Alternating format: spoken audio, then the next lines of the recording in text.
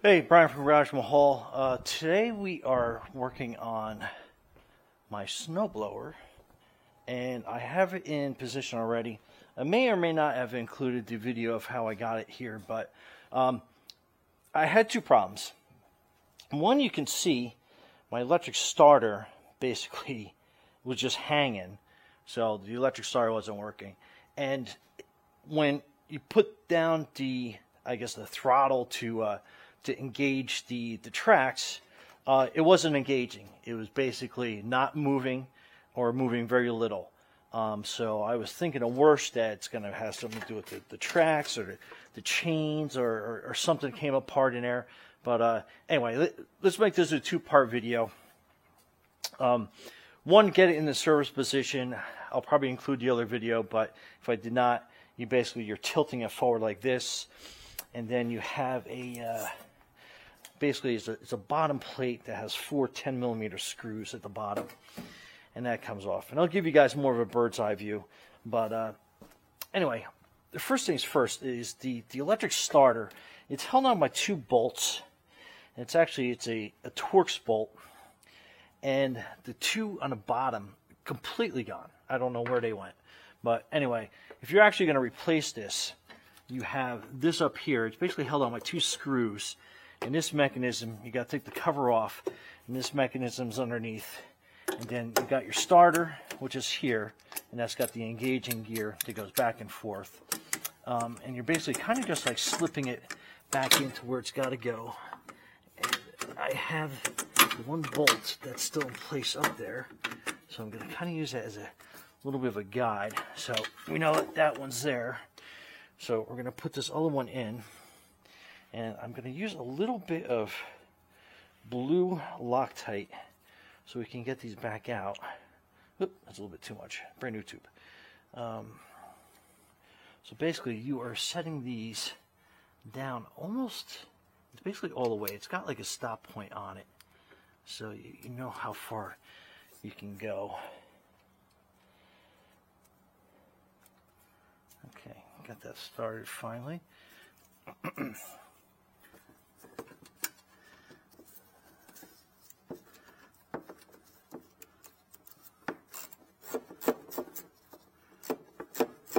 So these are basically set screws.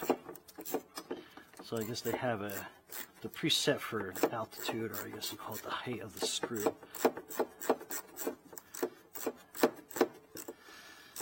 And I couldn't figure out why it wasn't starting.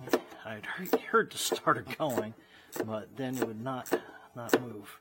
Okay, so we'll put that on kind of snug. And I couldn't match the screws, so basically what I had to do is I had to take this screw out, go down to my local hardware store and find something where the threads matched, just so you guys know.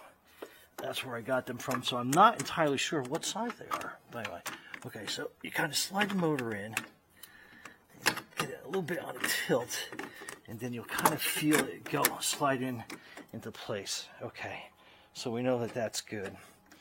And then I'm going to take some blue Loctite and put them on these screws, because since this vibrated around so much, that's basically what happened. So I'll just put a little bit on there, and then hopefully you can get in there with make sure you're using the right size screwdriver so you don't strip that screw head out, because if you do, you're gonna be sorry. Okay, so I'll put a little more blue Loctite on this.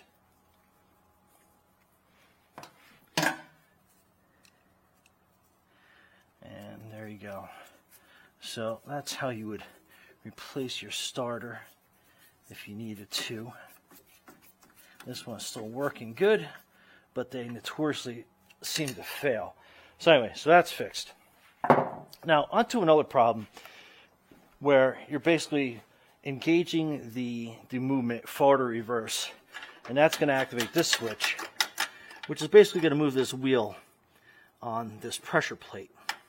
So you can see now it's like loose, and the track's been pretty freely. You can kind of see that.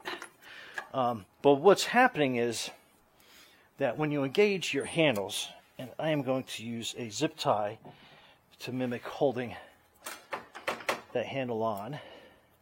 So this is you're engaged.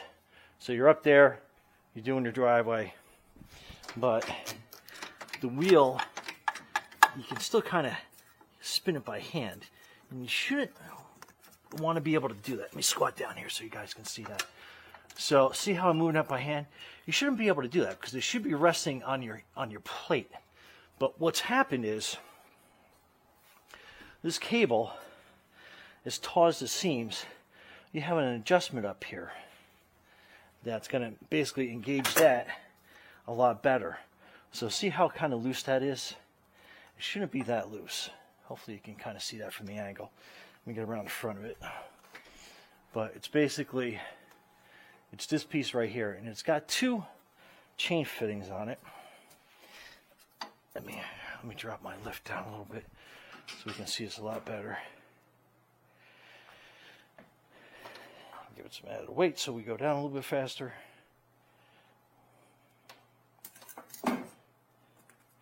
Okay, so you can see this is your adjustment screw. So basically you just want to wind that up and see how the screws are just kind of like floating around in midair right there. So we got the handle up. So we're going to screw this up a little bit further, probably to where that screw is. I would imagine, my delusion is that's probably where it came loose from. Alright, let's see how. Okay, so that makes it a lot easier. Alright, let's put my little zip tie on there. And we come down here, and now, see, I can't move that by hand. So that means that's going to engage that friction plate really good. So that's what the problem was. So if your tracks aren't moving, see if when you have your handle engaged up there, see if you can move your little wheel by hand. Now another thing to look for is to see if your wheel is worn, this little rubber wheel. This one's pretty good shape still. So the only problem was this cable basically just came loose. So what we're going to do now is, with some little crescent wrenches, we're going to loosen that back up again. Take my little zip tie off, release the tension, and then we're going to I'm going to move that screw or that bolt up a little bit, and give it one or two more turns, and then I'm basically going to lock that bolt down, and then put this one down on top of it. And then we're going to tighten it up with a little baby crescent wrench. Adjustable wrench, whatever you want to call it. And the same thing, we'll put a little tension on this. They'll tighten that nut down.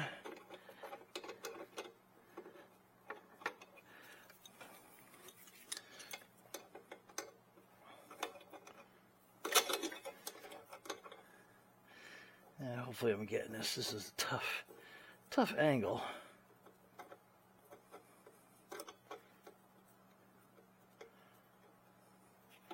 Alright. So that's going. We'll set this one down.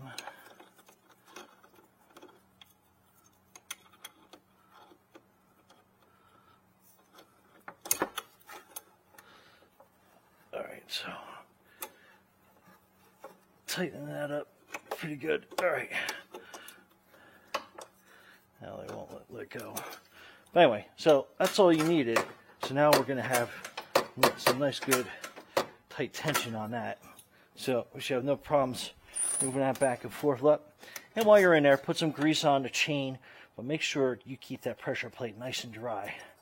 Okay, anyway, that's your quick fix on your tracks not moving and how to reattach your starter and put a new starter in. Okay, Brian from Garage Mahal, thanks for watching. Be safe out there. Thanks for subscribing as well.